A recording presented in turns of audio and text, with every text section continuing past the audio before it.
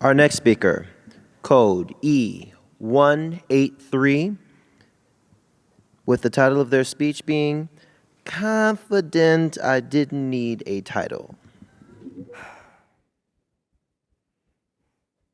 Don't make me set my fingers in a Z formation, head circulation, hip rotation, elbow, elbow, wrist, wrist. Boy, you just got dissed.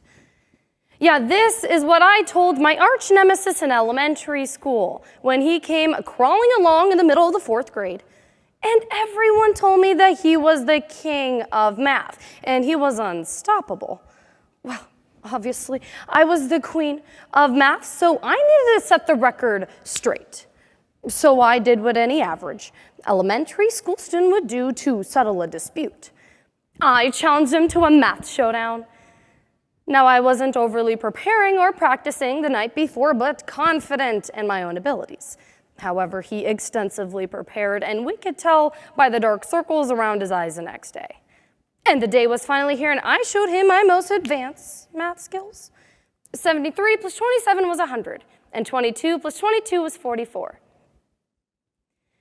Yeah, then he proceeded to tell me how 1,111,111 plus 2,220,222 is 3,333,333.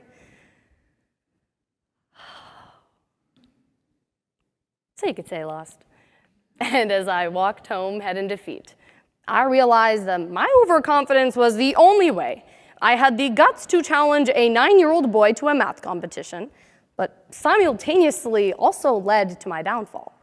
And this interesting paradox is explained by Rolf Dobelli, author of the book entitled The Art of Thinking Clearly, who coins this phenomenon as the overconfidence effect, which in essence, we tend to overestimate our abilities and even beliefs.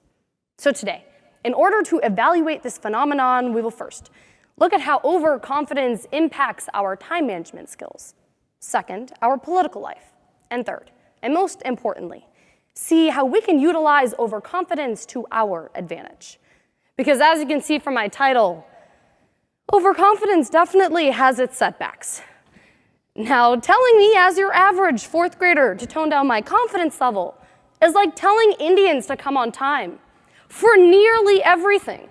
This simply won't happen in the near future.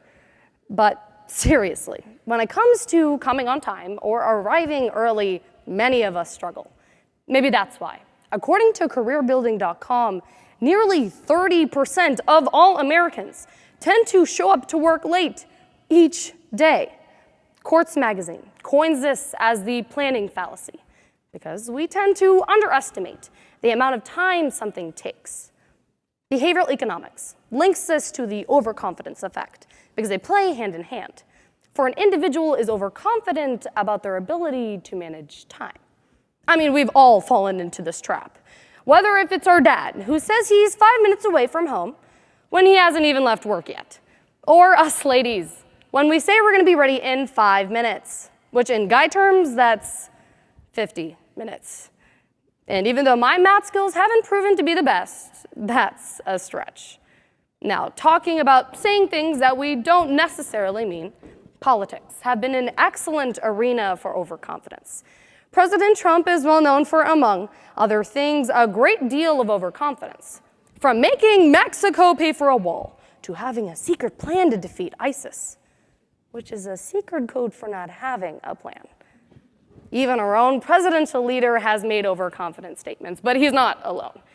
Hillary Clinton, when explaining her 2016 loss, said, quote, "I was under the broad and overconfident assumption that I was going to win." But political overconfidence is not new to American politics. In fact, according to Psychology Today in 2017, voters like confident speakers and a lack of hesitation from their leaders. Now, that's not to say that candidates are simply giving fake promises to voters, but it is to say that a majority of voters like high-reaching goals and candidates who are confident about their success. Political overconfidence, therefore, sways votes. Now, though we've talked about how confidence impacts our time management, political life, it's imperative that we ask ourselves the question, how do we utilize this information to our advantage? And the answer, unfortunately, is subjective and tailored to each and every single person in this room. However, acknowledging that overconfidence plays a crucial role in our decision-making processes is imperative to understanding that answer. So, the next time you feel like snapping your fingers in a Z formation, brace yourself, because your overconfidence may or may not be leading to your advantage. Trust me, I'm confident about that.